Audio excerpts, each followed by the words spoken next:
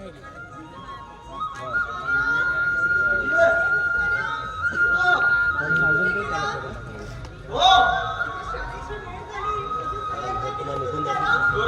झाला त्याला मी तयारी कर म्हणून सांगू पण नाही पक्का मागला तो फोन म्हणे आपला ऋतिक रोशन त्याचा कोणता तो फिश पिक्चर बघायला फिश हा तोच आता माझं तर ओळखतच नाही आता तुम्ही सांगा त्याला राजू अरे सिनेमेच बघत बसणार तर शाळेत कधी जाणार ये पटकन उशीर होतोय राजू काय करतोय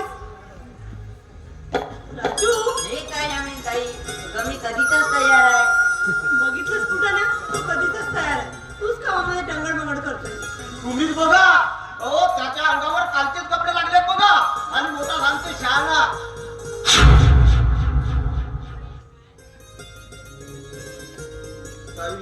चुकलं माझं नाही रे फुटारे मला दिसत नाहीये तुझं काय चुकलं काका जरा रडू ना यामेन द्यायला आता बघा मी कसा असवतो पण मी सांगेन तसंच काय काय करायचं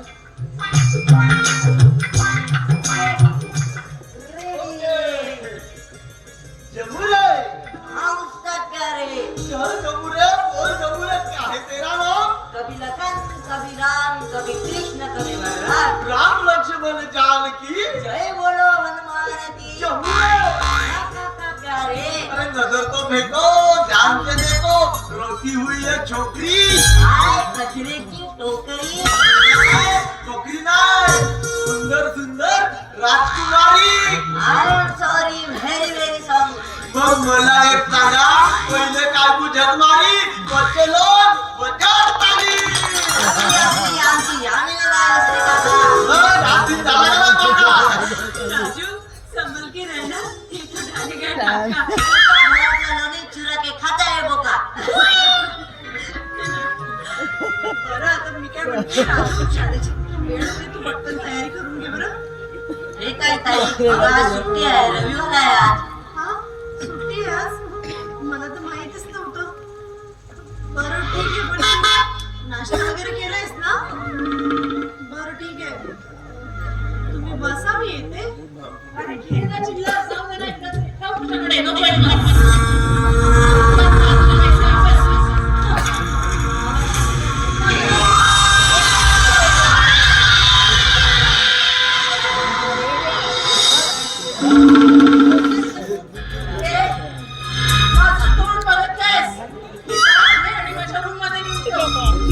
ठेवतो ना आता जे आल्या आल्या काय खाता होता आणखी पोसा काय पाणी वगैरे लागत होतं सांगा मला दिला चहा पाणी ही बॅग घे आणि माझ्या खोलीत घेऊन ठेव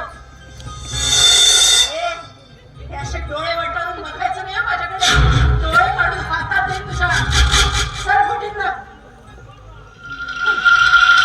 वहिनी कशाला त्याच्या तोंडाला लागते मी तोंडाला लागते मी तोंडाला लागते अरे तुम्ही लोकांनी त्याला डोक्यावर बसवून ठेवलंय म्हणून मार झालाय त्या हे आई माझ्याकडे काय आणलं सांग ना कितीदा सांगितलंय की मला आई वगैरे म्हणायचं नाही ही तुझी आई नाही आहे कळलं आणि आई वगैरे कोणाही मला पसंत नाही खबरदार याच्यानंतर मला आई म्हणाल असतं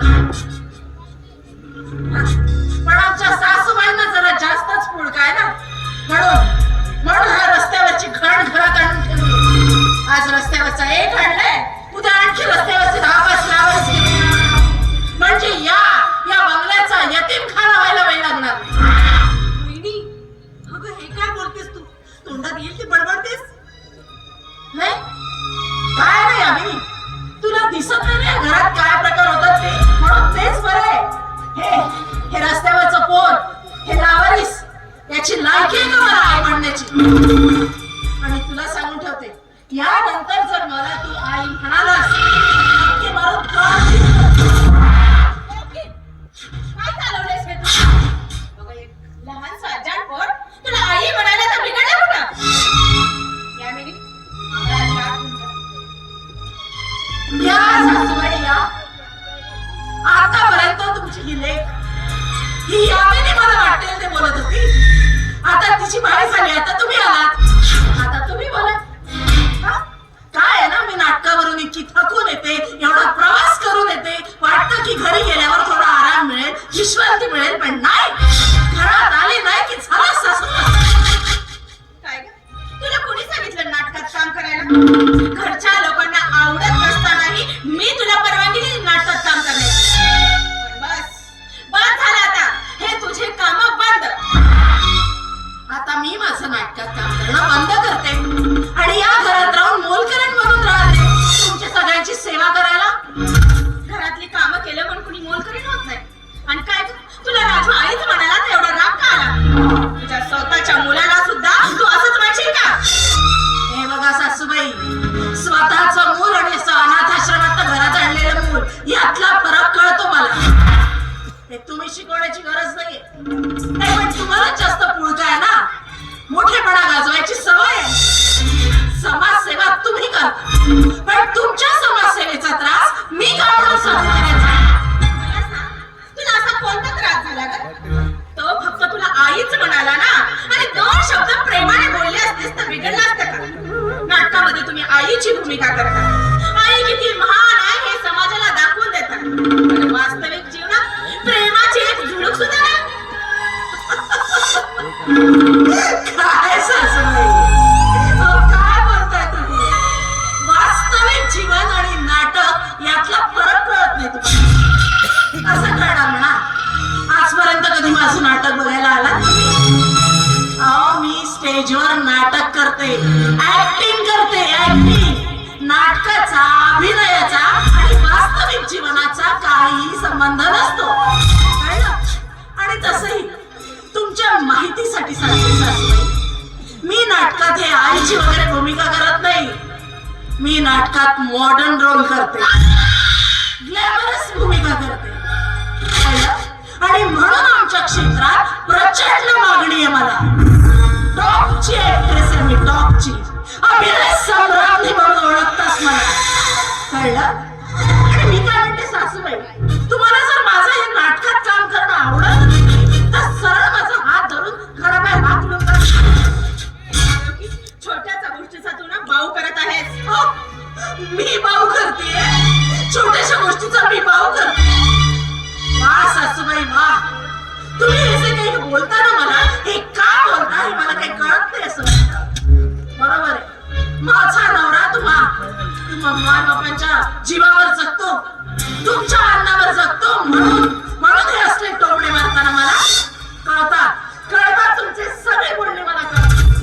तुझ्याशी बोलणंच व्यर्थ आहे. अरे मग बोलता कशाला? मी म्हणते का माझ्याशी बोला म्हणून? अरे आला माझा डोकं खराब केलं. आई, तुझा सहवास करून ठेवलाय माझा. अगं तू कधी आली? अगं देवकी देवकी देवकी देवकी देवकी काय खूप खुश आहे. अरे खूप खुश आहे तर मला कशाला फिरवतोयस? हा? आज मला ना जगण्याची पूर्ण इच्छा आहे. मी हो, आज मला काय पाहिजे ना ते मागतो बस. मी तुला मागू? हो, मी जे मागेल तुम्हाला देशील? तुला लायकी आहे तुझी? थोबड व्हायला आरशात? अरे साधी 500 रुपयाची साडी घालायची तरी लायकी आहे का तुझी? हा? चाललंय मला जे हवं ते घेऊन द्यायला, आणि बापाच्या जीवावर जगतोयस इथे, फुकटाचे तुकडे तोडतोस आणि मला सांगतोस की मला जे हवं ते घेऊन देईल म्हणून. अरे तुझ्या या नाकर्तेपणामुळे या घरात मला कोणी सगळे जण काय काय बोलतात ते माहिती आहे तुला? एखाद्या मोलकरणी इतकी बरोबरी आहे माझी. काय वाटलं तुला? 1000 वेळा सांगून झालंय, एखादा बिझनेस सुरू कर, काहीतरी काम धंदा कर. काय तुला आयतं गिळायची सवय पडली, काम धंदे काही होत नाही. पण एक गोष्ट लक्षात ठेव, तुझ्या या नाकर्तेपणामुळे एक दिवस ही जी सगळी इस्टेट आहे ना, ही जाईल त्या दिल्लीतला. आणि तू काय करणार आहेस? मग मी नाटकात काम करते, तू माझी बॅग धर आणि माझ्या मागे मागे चल, माझा असिस्टंट म्हणून. तू जे बोलतेस ना ते अगदी खरं बोलतेस, पण मी तरी काय करू का? आता लहानपणापासून ऐशो आरामामध्ये वाढलं, जे मागे सांगितलं ते सगळं मिळालं, मग काम धंदा करण्याचा तो विचारच कधी मनाला शिवला नाही. आणि बिझनेस करणं तर मला कधी जमलंच नाही. शिवाय जाऊ दे. माझ्या जवळ एक सॉलिड प्लॅन. हा म्हणजे तू जर माझं ऐकलंस तर आपल्या दोघांची चांदी होऊ शकते. आपल्या दोघांचंही आयुष्य एकदम बदलू शकतं. पण रिस्क तुला घ्यावी लागेल. कारण काय आहे ना, त्या प्लॅनला जर मी काही विचार केला एक्झिक्यूट करण्याचा तर तो होणार नाही. कारण या घरात माझी पोझिशन काय आहे, अगदी मोलकरणीची. साला कुत्र सुद्धा विचारत नाही मला. कोणाचाही विश्वास नाहीये माझ्यावर. ते लेझर लाईट बंद करा पहिले.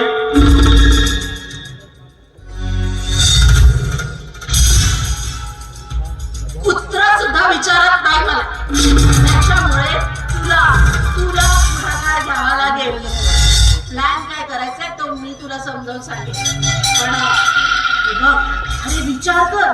म्हणजे आता बाबा जिवंत आहे, त्यांचं सगळं चाललंय, आपल्याला ते खिलवतात म्हणून सगळं ओके चाललंय. पण विचार कर, म्हातारपण काय कधी कोणाला टळलंय का? हा, अरे झालेत ना म्हातारे आता. पिकलं का नाही, कधी गळून पडेल कोणाच ठाऊक. आणि मी असं म्हणत नाही, पण देव न करो मरण कधी कोणाला टळलंय. त्या दिवशी म्हातारांगच म्हणजे तुझे बाबा समजा गेले तर काय होईल? हे सगळं जाईल त्या दिलीपला. उद्या दिलीपचं लग्न होईल, त्याला मुलं बाळ होतील, मग काय होणार आहे? आपल्यालाही पुढे पोरं बाळ होतील, त्यांचाही विचार करणं गरजेचं आहे की नाही? हा, तुला पटते का मी काय म्हणते ते? हे बघ, तेव्हा तू मी जे म्हणते ना ते ऐक. तसं कर म्हणजे ही सगळी प्रॉपर्टी आपल्या हातात येईल.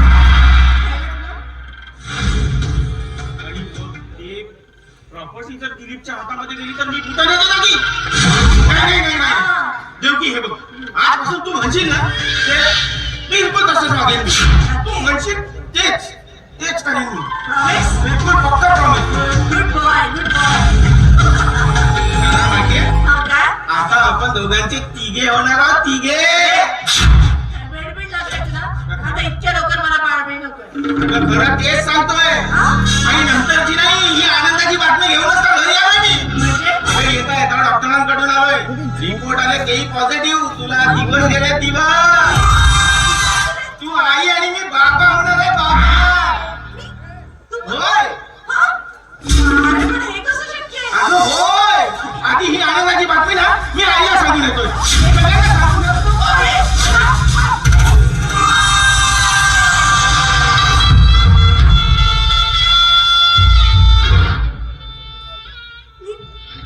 मी आई होणार आहे?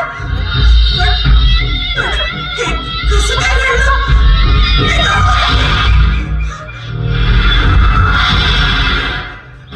नाही, हे बाळ जर जन्माला आलं तर माझं करिअर सुरू होण्याआधी संपून जाईल. नाट्य क्षेत्रात मला कुठलाही विचारणार मग मी काय करेन? मुलांचे डायपर बदलत बसेल? नाही, मला इतक्या लवकर मूल नव्हतं. मला इतक्या लवकर मूल नव्हतं. मी काय करू? हा पावड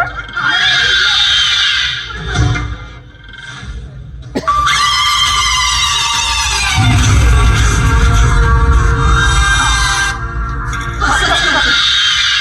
हा राहुल एक नंबरचा बेअक्कल आहे. याला काहीही सांगून काहीच उपयोग नाही. आता हा प्लॅन मलाच पूर्णत्वास न्यावा. येस, आता फोन लावते.